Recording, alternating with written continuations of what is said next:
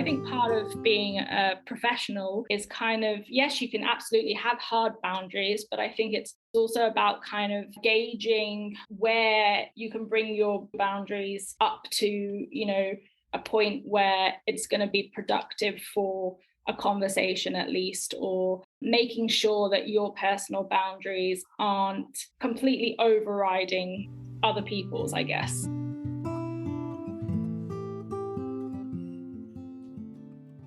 Hi guys, and welcome to the House Call Vet Cafe podcast. I'm Dr. Eve Harrison. I'm a full-time integrative concierge house call veterinarian in Los Angeles, and I help other vets to build their unique mobile practices on their terms. This podcast is for and by house call and mobile veterinarians, so it is meant to give our community a platform to connect, to share our stories, to lift each other up, and to support each other. Most of us work solo as lone wolves, right?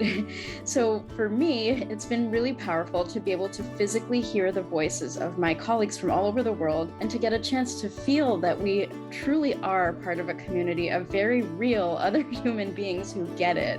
While you may be alone in that little bubble of your own vehicle when you're on the road seeing patients, I welcome you to join our community by tuning into our own podcast when you're on your way to your next house call.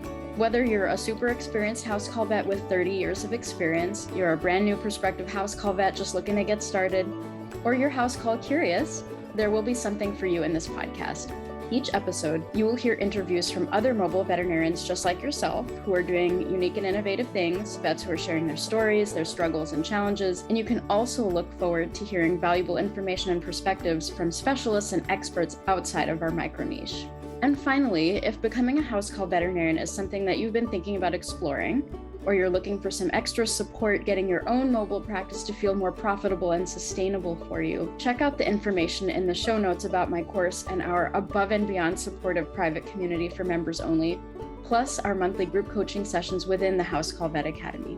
You can also check out my free public Facebook group, which is also called the House Call Vet Cafe, the same name as this podcast, and which is a warm and cozy community for mobile vets to support each other in professional and personal development, in creative entrepreneurship, and in friendship. So thank you guys for spending time with me today. Let's dive into the episode.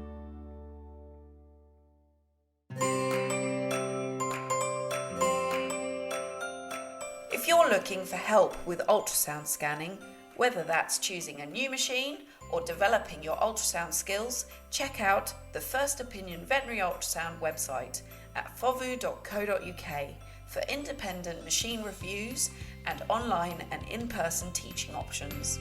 Fovu, simplifying ultrasound. Okay, guys, welcome back. We have part 2 of a 2-part series with Dr. Chloe Hannigan, who is a wonderful veterinarian from the UK who is also a yoga teacher and has a company called VetYogi. And so I'm super excited to welcome her back to the show and kind of continue the conversation that we had last time. This was all recorded in one sitting, but I wanted to just split it up a little bit so you guys could process a little bit more. Anyway, diving right in, enjoy the show. So shifting again a little bit, so we're both what I consider boundary queens. You're really good at boundaries. You lean into that subject quite a bit. Can you tell me a little bit about how you think of boundaries, and maybe if you find there to be a cross-section between boundaries, yoga, and vet work? Yeah. So I think, well, boundary queen, I mean, you definitely are. I'm not sure I've earned the crown yet, but it's definitely. Yes, you have. I think in the UK, if I may say, we call it not taking any shit. Great. Which is something, it's just, I think, an inherent part of my personality that I just don't tend to take that from people. Yeah, so yoga, well, okay, first of all, let me start by saying that the best way to establish boundaries with others is to first establish them with yourself and to stick with them and to respect them. And that is not always an easy thing to do. It's not something I always manage to achieve, but yoga has been a strong part of that because I was actually a lot better at putting boundaries in place with others than I was with myself. And so learning to listen to my body, learning to listen to my breath and tune in and actually, establish boundaries that change all the time, because on some days I step onto my mat and I feel really good and strong. And my boundary for that day might be, I'm going to do a minimum of 45 minutes today because I'm feeling good. Other days I come home from work and I'm a bit of a mess. I'm tired, I'm emotional, I've had a long day, I want to go to sleep. So my boundary might be stepping on my mat for 5 minutes and just tuning into the part of my body that needs the most help and attention at that time, and not pushing it and not forcing it. And, if I'm in a pose and it's not feeling good, not just staying there because I feel like I should, because that's me doing yoga, but actually coming out of it and trying something else. So that's how yoga's kind of helped me to solidify my own personal boundaries with myself. And then when you have that, it's then a lot easier to, say to other people that you're not crossing your own boundaries. You're certainly not going to allow someone else to cross your own boundaries. So it's not easy. It can be really difficult having the conversation sometimes. And I think, when you came on my Instagram live, Eve, you said it beautifully as well, that part of boundaries that I think often gets missed is that you also have to respect and acknowledge the boundaries of others if you are wanting them to do the same. And that's something that it sounds obvious, right? But especially in the vet world, we're getting our boundaries pushed all the time, logistically by the team. Sometimes you're being asked to stay later, you're being asked to work through lunch, you're being asked to come in earlier, you're being asked to work more weekends, whatever it is. There's these sort of constant shifting boundaries. In veterinary, you're often having your boundaries crossed with clients. They can sometimes be rude, disrespectful, they can challenge your ethics in quite strong ways. So I think we get lots of exposure to Good way of putting it. It can be quite tiring to always feel like you're having to maintain this force field or shield, whatever you want to call it, around yourself. But I do sometimes have to call myself out, when there have definitely been times in the past that I have crossed a boundary that someone else has set, and maybe they are not as forceful as I am about having it. And there have definitely been times in the past when I haven't paid as much attention to that as I should. And it makes me cringe now when I think about it, honestly. But probably at that time as well, my boundaries were also less solid. Right. So the signals that I was putting out was similar and they were just being crossed. Mm-hmm. Whereas I think now I try not to even put someone in the position where they have to feel uncomfortable about the boundary, because I just want to immediately kind of respect it. And, it's very difficult, isn't it? Because you don't always know what's going on with people. So what may seem like something insignificant to you may be a really important boundary for them, and vice versa. And I think it just comes down to communication, doesn't it? Communication with yourself, communication with others, not only the speaking part, but the listening part. Yes. Yeah. I don't pretend to have it all figured out, but I do think that the way the universe works, and this is me maybe going a little bit woo, but I think if you are, intentionally going about your life, trying to listen and respect the boundaries of your colleagues, of your friends, whoever it is, if you're seen as a person who respects boundaries, or who, when someone said to you, I can't do it then, can we reschedule? And straight away you say, yes, of course. When does this work for you? Blah, blah, blah. They kind of come back to you with that sort of energy. So the next time you have to say something about, this isn't going to work for me, I need to do this, they hopefully will give that back to you. So it then becomes less challenging to actually set those boundaries with those people. Yeah. What are your thoughts on it? You spoke so beautifully about boundaries on the Instagram live, so I kind of know where you're coming from on it. But yeah, how do you sort of go about it? I love what you said in so many ways, that first of all, respecting your own boundaries and learning what they are on the mat, even just from a physical perspective, like how much time feels right for my body right now, how deep into this pose feels right now, what intensity of practice am I going to do right now, what is the boundary that my body is telling me. So learning what your own boundary is, and the more you practice, the better it gets.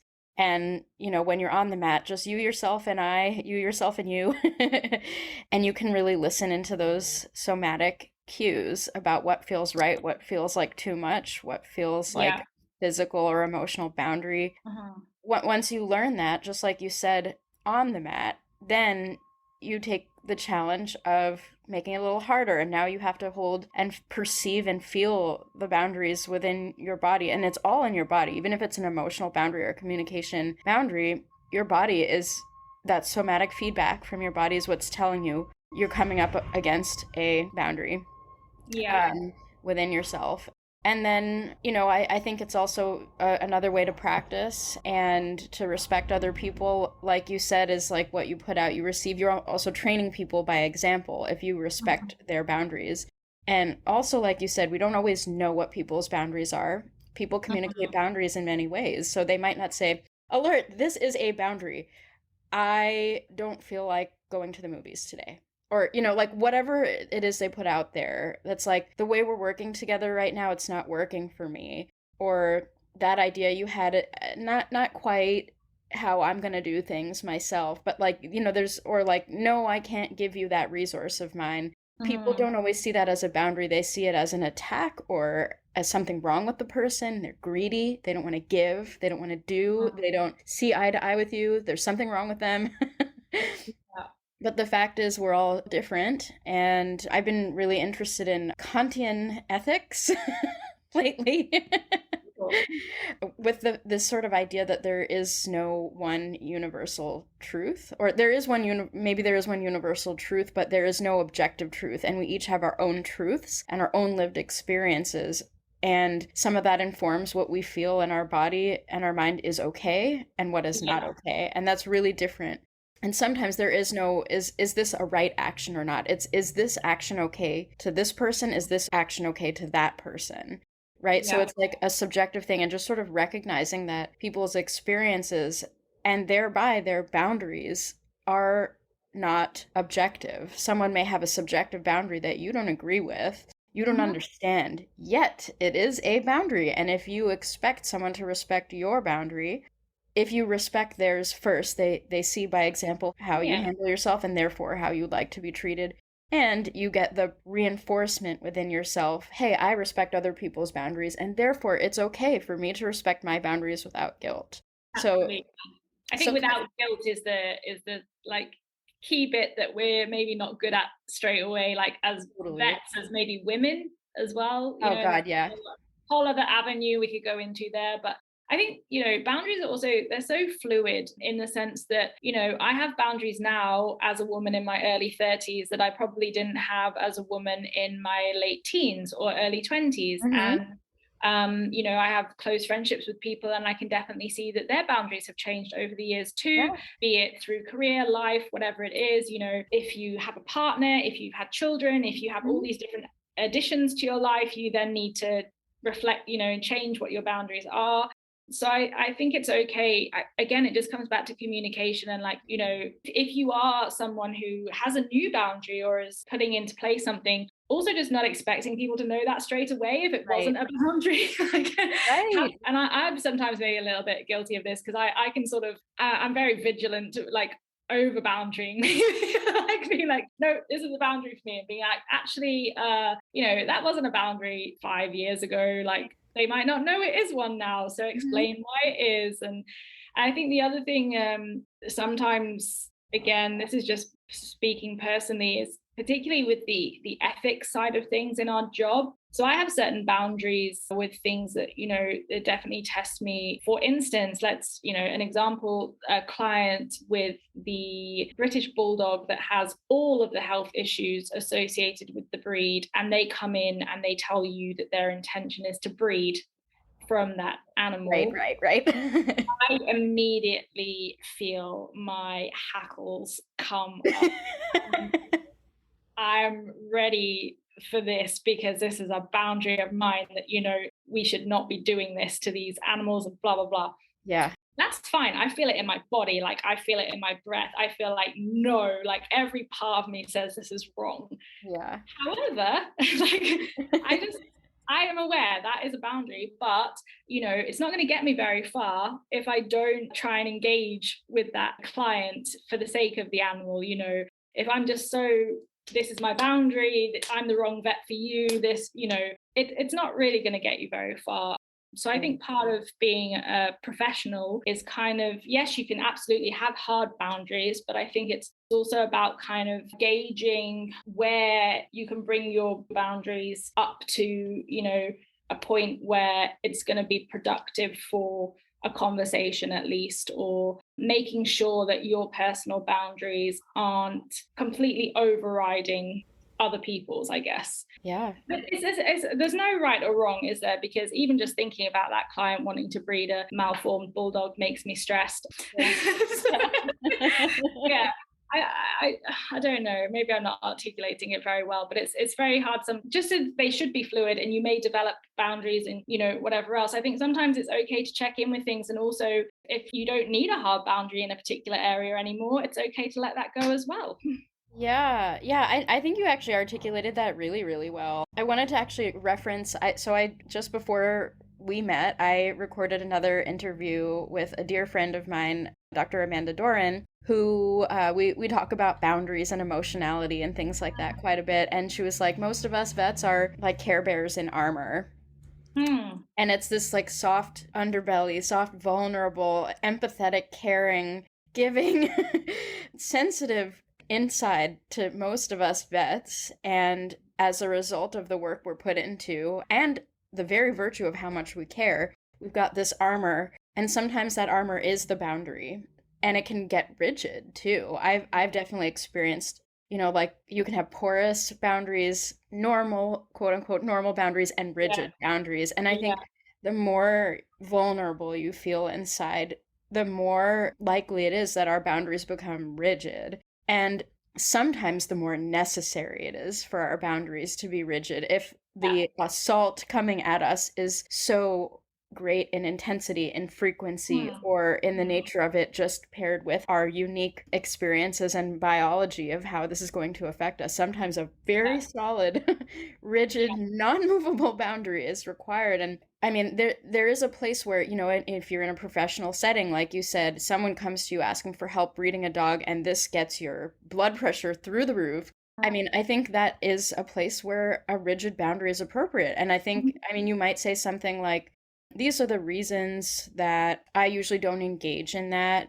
You know, I'm not judging you. I mean, you may be internally, but like not to put your judgment on that person, and to clearly say this is not something that I offer in my practice, and to hold that boundary, damn it, because that's a valid perspective, you know. And 100%. And I think you also have to think about, you know, how you're going to feel afterwards if you allow that boundary to be compromised. And so I think when I was saying about, you know, for me, that is an example where I have a very rigid boundary. There's only so much help I'm going to give in that situation, and it's going to be verbal, and it's going to be education onto why this is not a good idea. But I suppose what I was saying is more about how, you know, my awareness of that, how that is a very strong boundary for me, can sometimes bring forth like a reaction and emotions before they're really needed. Like, you know, it may be that the client is just inquiring, or, you know, knows someone who's bred their dog and thinks it might be a good idea, but you come here with all of your, like, the weight of your experience, the weight of our baggage, everything. And you're like, you know, I think there's some areas where I've kind of learned to try and like, I'm by no means moving my boundary, but I'm just kind of like softening what's in front of it a little bit first. Like, you know, it's still there, but it's hopefully leads to a more productive interaction if I don't go in like a bull in a china shop because of you know, I really like what you just said just then, because that softening before the bull in the china shop is released, like a lot of us vets, like this is a slightly separate subject, a lot of us vets are very quick to trigger. You know, we're very easily triggered because of what we've been through, what's been said to us, what we've had to endure. And my sister said this to me once. It wasn't actually about me, though she could have easily just has said it about me. She said, do all vets have a chip on their shoulder? And I'm like, oh God, yeah, I think most of us do. We've been through a lot, and we all have a lot of baggage, and like we're quick to like, oh no, don't you say that to me. Or like, you know, I'm guilty of it at times too, but I think at times, like, the reality is if we are triggered, you know, that might be a boundary that we need to hold really, really strongly. But to your point, it's no one else's fault. They couldn't have known that coming to us with some of the things that they're saying that trigger us, that we do have a little bit of a duty to communicate, first of all, that this is either not okay or how we feel about it, because no one's a mind reader, especially not our clients or colleagues that we interact with all the time. So that's softening, like before flying off the handle because someone's crossed our boundary, we have to see ourselves escalating internally. And, that's fair. That's okay, because we've been through what we've been through. But then to take it back a few notches and be like, okay, the person doesn't know. It is not personal. I can still hold the boundary and I can still say that it's not okay for me to interact with this person, but also know that it's not personal, and to give them the benefit of the doubt in some way, kind of like you said. We could talk about this for so long. Oh my God. Yeah, I don't know. I think it's probably fair to say that a lot of us are triggered by many things. I mean, I think if you said, anywhere near a vet in earshot, vets are in it for the money, immediately we're all like, what? Like, no, very reactive to that kind of statement, or because we've just been kind of worn down with that so much. But I think, the kind of softening maybe, well, I suppose it's something else with yoga is like, there's strength in softness, which is probably something you would not have heard me say 10 years ago. I would not have considered any part of me really soft. And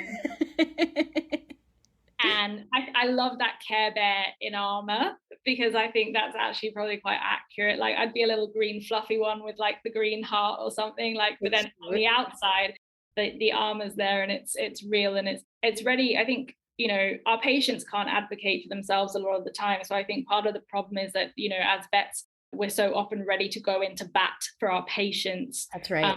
Which is great. It's, it's part of why we do what we do. But I think sometimes we don't always need to go in with quite so much gusto, maybe. I think, from what we were just saying back and forth there, that the thing that I'm kind of getting at the moment is just a continual process of reflecting on what your boundaries are, reflecting on what they used to be, reflecting on how we're dealing with them, how we're communicating them. And I think, again, just because I'm so biased with the yoga, that is something that yoga gives us, is that process and the space for reflection. I love that. So interesting. And we could seriously talk about this until the cows come home. I know. I could talk to you forever. Like, how long have we been talking? It's gone so quickly. I know. We've been on, this might be one of the longest podcast episodes. We'll see. I haven't timed it, but moving back towards some other subjects, it was super awesome to have you as a yoga teacher at the House Call and Mobile Vet conference in February, and your classes were really awesome. They, hit the spot. I got a lot of really good feedback from house call vets and prospective house call vets who were there. And I'm just curious, what was your experience teaching at the conference? Well, I loved it. So it was really unique because I had to think about the different challenges that house call vets face versus, what your kind of typical in practice vet has. And I suppose that is one area where those few weeks of just doing house call work came in handy, because it made me think about it. But it was really fun to be able to think about what areas of the body we might need to strengthen and lengthen for vets who sat in the car for a long period of time, driving between calls, or are working in environments that are not their own and that they have less control over.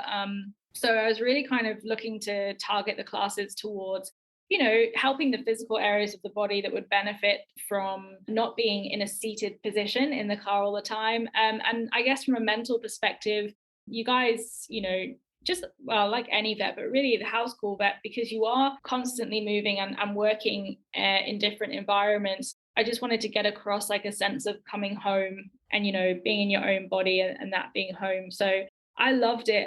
The community was so welcoming to me. It was very well organized. Like, for a first conference, you absolutely smashed it. And it's so lovely to see what you're doing for your community of house call vets. And it's nice that, one thing I really respected was that you had such a strong mix of the clinical and the non-clinical CE, or CPD as we call it here in the UK. I think it's so often that we focus on the clinical aspects, but you had such a mix of, clinical, business, entrepreneurial stuff, well-being stuff. Like there really was something there for everyone. So it was absolute pleasure to be even just a small part of it. Awesome. It was so great to have you there. And I love, love, love, love that idea of coming home to your body. When you suggested that as a yoga class idea, I was like, bam, that's it. It's so good. So, so good. I love that. And so just before we close here, I wanted to find out if there's anything else you'd like people to know about you or VetYogi. How can people find you? What other types of events do you do? Yeah, I mean, for anyone interested, the website is a good place to start. So just www.vetyogi.com. We have all the usual socials, Instagram, Facebook page, Twitter, LinkedIn. You could always just email me if you have a specific question, chloe@vetyogi.com. So I do a lot, really. I mean, it's growing and growing, and we now have a couple of associate teachers who've come on board to do some stuff because I just physically can't do it all by myself. So I obviously teach yoga and meditation classes. I teach workshops. Now that things are opening up more after COVID, I'll be going back into practices to deliver content to teams and groups. I speak at conferences as well. We discussed all the passion that we share for the evidence base around yoga and meditation. So I will lecture at conferences on particular topics and, how yoga can affect your nervous system and all of that kind of cool physiological stuff as well. Yeah, I do my own little virtual retreat days from time to time. We have plans for an in-person one, although it might be a bit far for most of your listeners over there in the States. But, I dream big. Who knows?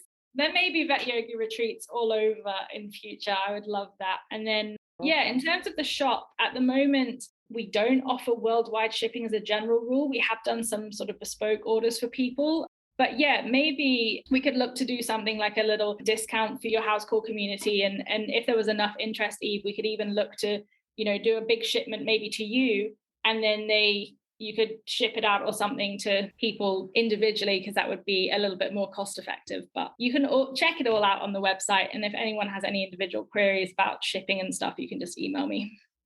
Fantastic. There would be nothing that would make me happier than being in charge of redistributing a bunch of yoga stuff to the US from you. Seriously, what a cool idea. I like it. We'll talk about this after we finish recording. Yeah. Our little entrepreneurial minds.